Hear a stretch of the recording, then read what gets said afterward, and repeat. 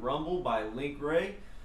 Great song, cool for playing around with effects, and pretty easy.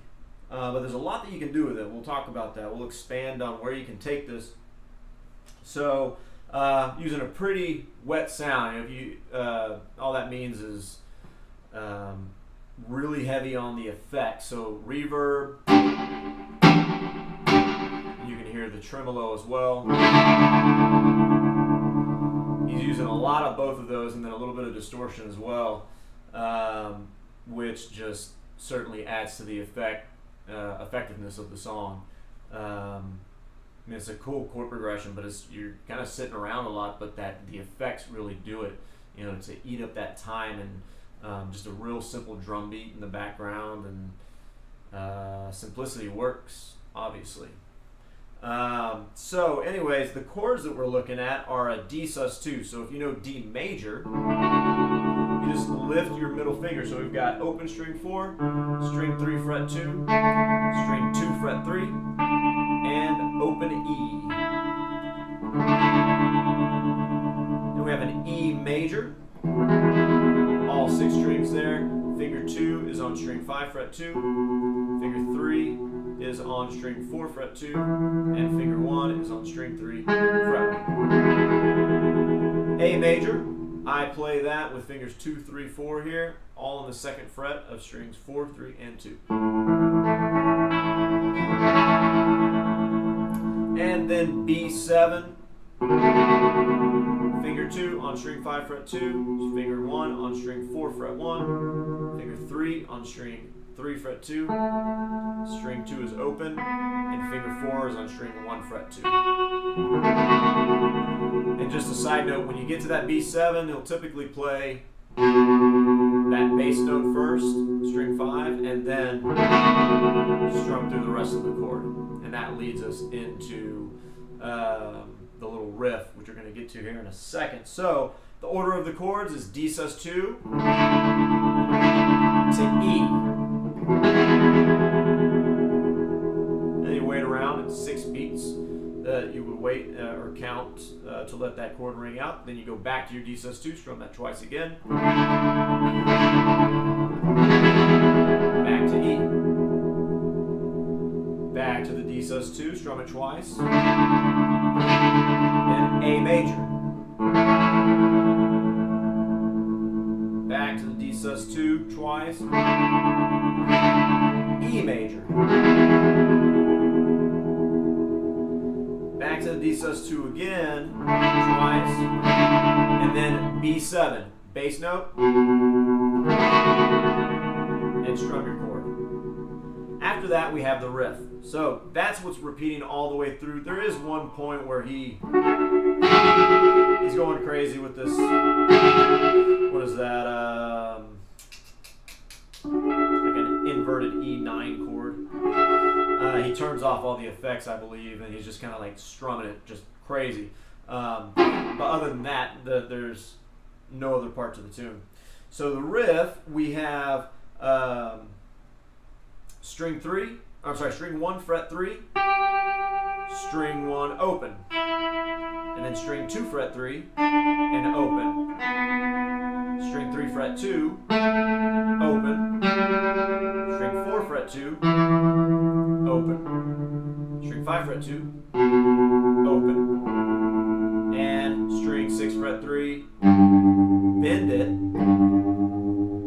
then release and pick open. So you got 3 open, 3 open, 2 open, 2 open, 2 open, 3 open, 3 with a bend and then open. So that's a quick way to get it under your fingers. You can use 2 and 1. I like using finger 3 on the 3rd fret and 2 on the 2nd, or finger 1 on the 2nd.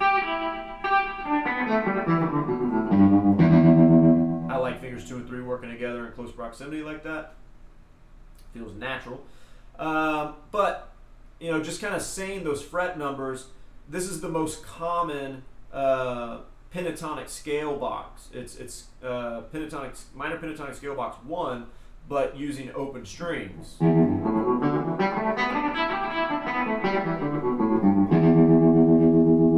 good scale to know. You're going to make a lot of use of that as you're begin working on improvisation or just little riffs and licks here. And good to understand where things come from, because there's a ton of tunes in key of E minor and E major, or making use of that E minor pentatonic scale. So that's good to get it under the fingers. 2 notes per string, 3 open, 3 open, 2 open, 2 open, 2 open, 3 open. The thing that you want to be careful about is not to play it like this.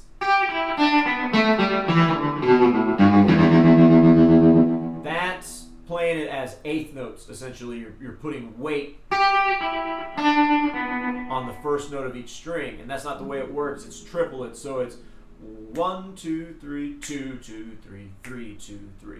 So you're emphasizing every 3rd note. That's what makes it a little tricky.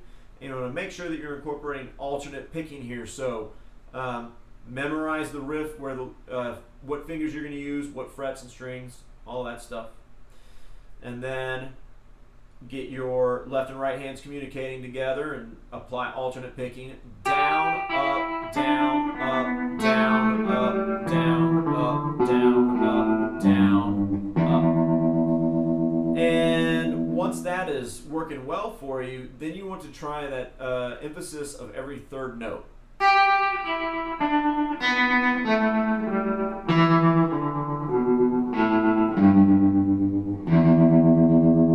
Last note gets emphasized. That's the downbeat, because we're holding the bend a little bit. So quickly, that would be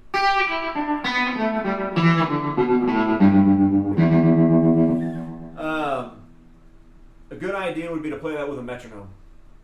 If you don't have a metronome, get one. But you have easy access to those things nowadays. You know, get it on your phone. You can download an app, super easy. And what you want is the triplet symbol. It'll just be 3 connected 8th notes with a little 3 on top. And that'll give you that emphasis on every 3rd note, so you'll start hearing that, and then you'll start to apply it to the guitar. So you play that with the metronome, start it slow, and then speed it up. Now the next place you can take this is to just play this E minor pentatonic scale, put on a blues in E backing track, and just play around with these notes. You know, first ascend the scale, descend the scale.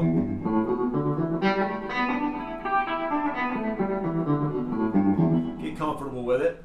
And then just try to make little riffs. You know, one thing that he's not throwing in there are these blues notes. We won't get into all that though. Go to the blues lesson series to talk, you know, to hear me talk about that stuff. But anyways, getting this E minor pentatonic scale under your fingers is great. This is an awesome opportunity for that, because he literally just walks from the highest note in that position to the lowest note in that position, straight through the E minor pentatonic scale. So you're learning the scale just by playing the riff, and he's doing it with a triplet rhythm, which is a good thing to learn also. But then you just, you know, you can play around and improvise with that, even if you don't know what you're doing. Just, you know, if you've never done that before, it's a good thing to learn or to start and just enjoy the creativity of it. And see what you come up with, and then, you know, go look at the blues lesson series and you'll get a lot more input on that. But anyways, that's just my suggestion or my 2 cents in where you could take this. But in any case, have fun playing the song. I didn't toy around too much with the tremolo and reverb to figure out how it was exactly set up for him, but it's very heavy usage of both, so that's what I aired on the side of. But a cool song to play around with effects. So have fun, guys. See you in the next video. Thanks.